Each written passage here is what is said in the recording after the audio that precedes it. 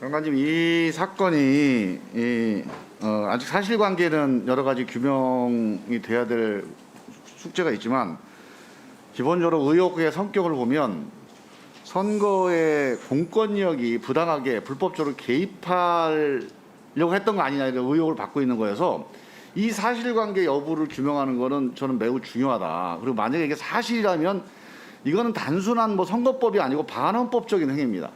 국민들이 공권력을 위임할 때 적어도 국민 주권을 배신하지 말라는 기본 약속을 주고 위임을 한 건데 국민의 주권 행사에 개입해서 그 주권 행사에 영향을 미치려고 했다는 것은 이 기본적인 약속에 대한 배신 행위이기 때문에 엄청나게 중요한 사건입니다. 이 사건은. 그래서 사실관계를 좀 분명하게 규명을 해야 된다고 보는데요. 저는 이제 이게 사주냐 청탁이냐 여러 가지 논란이 많은데 일단 사실 중심으로 보자면 손준성 검사가 이 고발장 초안을 야당에 보냈느냐 안 보냈느냐 이 사실관계 일단 이거 빨리 특정을 해야 된다고 보는데 일단은 텔레그램 화면에 손준성 보냄이라고 하는 그런 화면이 있는 걸로 봐서는 보낸 것 같아요. 일단 보낸 거는 사실 같습니다.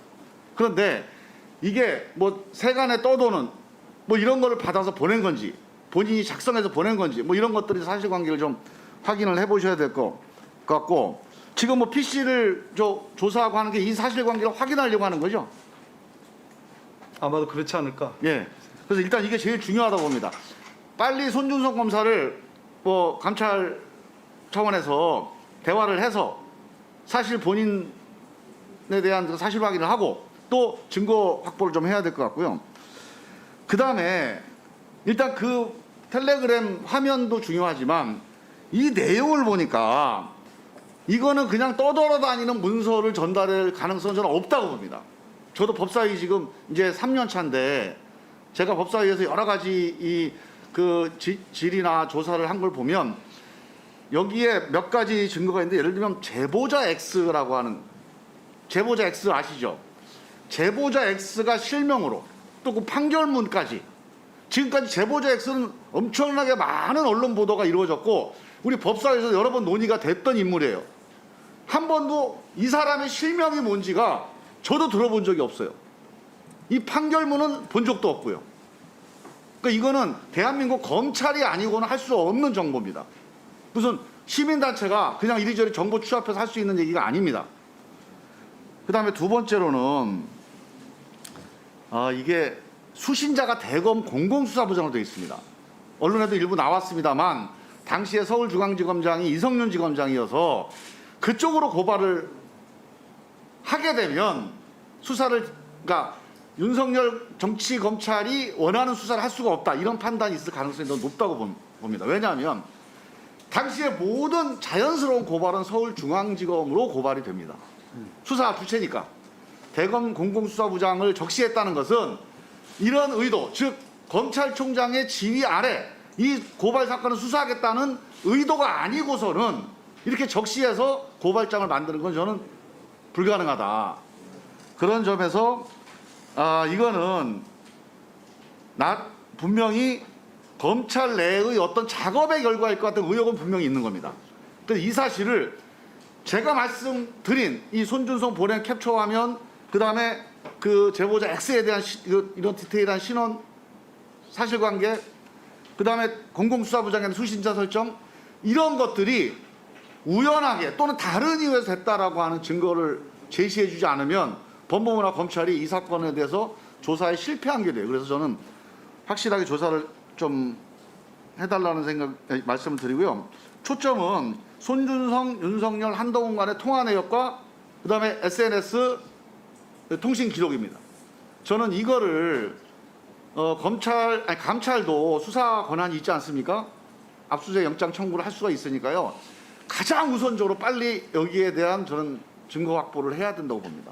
지난번에 채널A 사건도 한동훈 검사장의 휴대폰 포렌식이 안 되면서 지금 1년 반이 넘게 미궁에 빠져 있잖아요.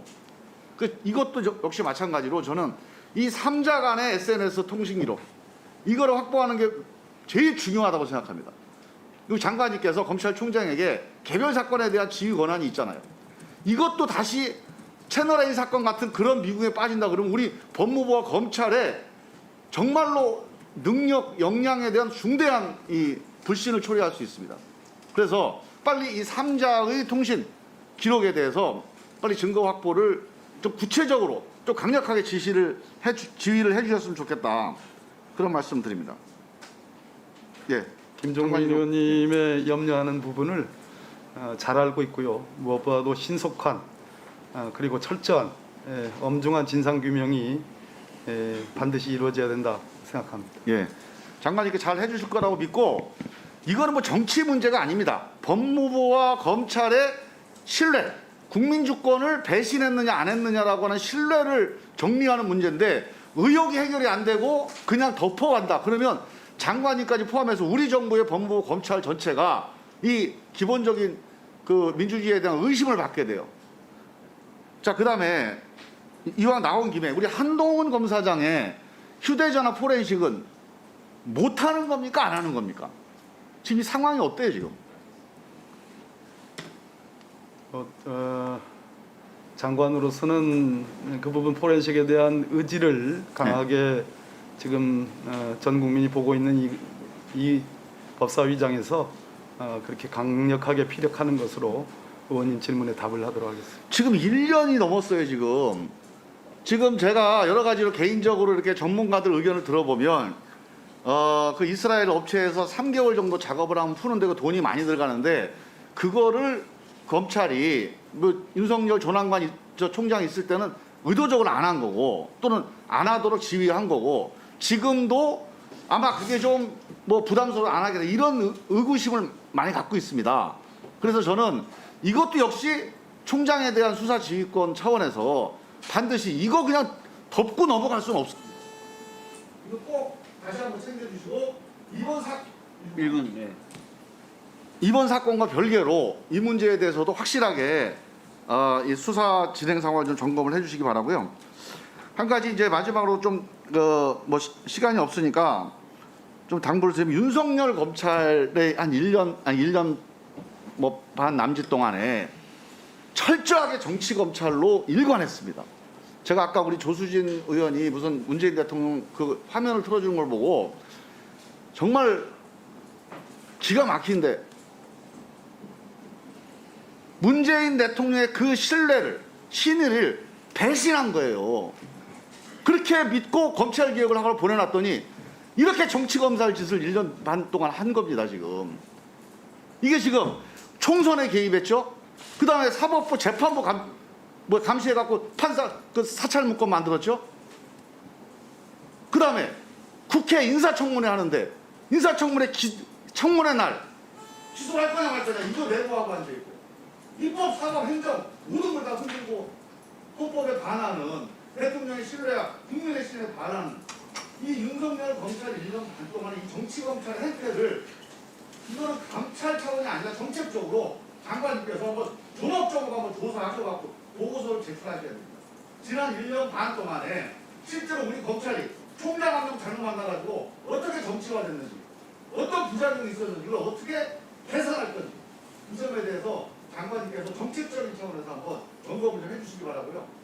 법도 총장에게 개별 사건 수사 지휘권을 주는 게 이게 맞는 건지 이런 식으로 총장 잘못 만나면 이런 식으로 권력이 사유화돼서 그 수사 지휘권이 흉기가 되어버리는데 과연 그 규정을 우리가 입법적으로 어떻게 개선할 방법은 없는지 제 의견이 있습니다. 제가 나중에 한번 구체적으로 말씀을 드릴 테니까 거기에 대해서도 장관님께서 한번 심층적인 검토를 좀 해주시기 바랍니다.